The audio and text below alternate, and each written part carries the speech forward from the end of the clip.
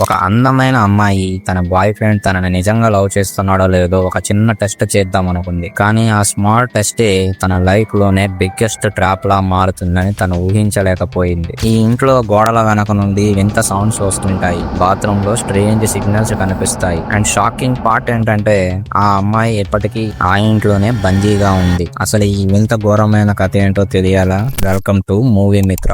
స్టోరీలోకి వెళ్తే ఆడ్రియన్ ఒక బిగ్ ఆర్కెస్ట్రా మ్యూజిక్ కండక్టర్, తన గర్ల్ ఫ్రెండ్ బెలన్. ఇద్దరి లైఫ్ చాలా హ్యాపీగా సాగుతున్న టైంలో ఆడ్రియన్ కి కోవర్కర్స్ తో లింక్ ఉందని బెలన్ కి డౌట్ వస్తుంది. ఆడ్రియన్ బిహేవియర్ చూసి బెలన్ మెంటల్ గా చాలా డిస్టర్బ్ అయిపోతుంది. ఒక రోజు వాళ్ళ హౌస్ ఓనర్ ఆంటీ ఈ ఇంట్లో ఒక సీక్రెట్ మిర్రర్ రూమ్ ఉందని బెలన్ కి చూపిస్తుంది. అది బయట నుంచి చూస్తే నార్మల్ మిర్రరే, కానీ లోపల నుంచి చూస్తే బయట ఉన్న బెడ్రూమ్ మొత్తం క్లియర్ గా కనిపిస్తుంది. సౌండ్ కూడా క్లియర్ గా వినిపిస్తుంది. అప్పుడే బెలన్ కి ఒక క్రేజీ అండ్ డేంజరస్ ఐడియా వస్తుంది. బెలన్ ఒక బ్రేకప్ వీడియో రికార్డ్ చేసి బెడ్ మీద పెట్టి ఆ సీక్రెట్ రూమ్ కి తీసుకొని లోపలికి వెళ్లి దాక్కుంటుంది. ఆడ్రియన్ వచ్చి తన కోసం ఏడుస్తాడు, వెతుకుతాడు అని ప్లాన్ చేసుకుంటుంది. కానీ సీన్ రివర్స్ అయింది. బెలన్ ఇక బయటికి వచ్చేద్దాం అనుకున్న గ్యాప్ లో ఆ డోర్ కి యాక్సిడెంటల్ గా పడిపోతుంది. ఇప్పుడు ఆ డోర్ ఓపెన్ చేయడానికి కీ లేదు. బెలన్ రియల్ గా ఆ క్లాస్ బంకర్ రూమ్ లో ట్రాప్ అయిపోతుంది. లోపల నుంచి బెలన్ ఎంత గట్టిగా అరచినా,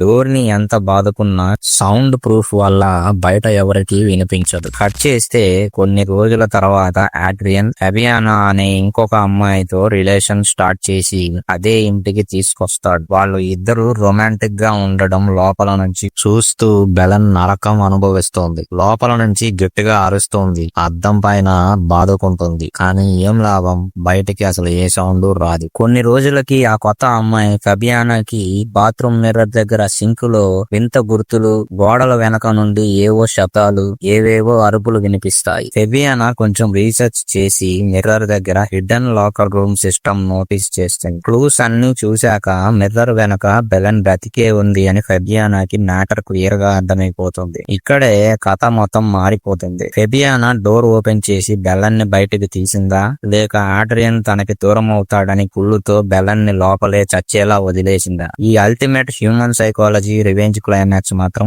నీ మైండ్ బ్లాక్ చేస్తుంది. బెలన్ బయటికి వస్తుందా లేదా ఆ సీక్రెట్ రూమ్ లోనే చచ్చిపోతుందా? ఈ క్రేజీ సస్పెన్స్ ట్విస్ట్ ని పార్ట్ 2 లో తెలుసుకుందాం. పార్ట్ 2 మిస్ అవ్వకుండా ఉండాలి అంటే ఇప్పుడే మన మూవీ మిత్ర ఛానల్ ని సబ్స్క్రైబ్ చేసుకోండి.